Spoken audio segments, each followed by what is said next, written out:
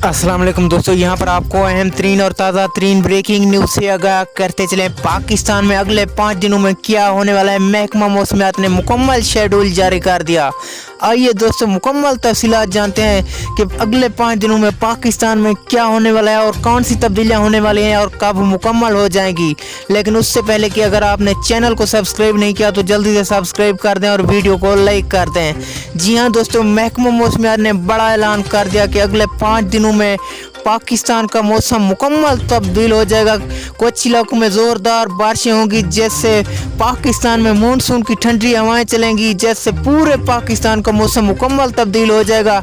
एक बार फिर कराची में एक बड़ी बारिश होने के बाद पाकिस्तान का मौसम मुकम्मल तब्दील हो जाएगा। कराची की ये बारिश कराची की आखिरी बारिश होगी। फिर बारिशों का अल्लाह हाफिज़ कराची के लिए। दोस्तों अगली वीडियो तक के लिए दीजिए इजाज़त।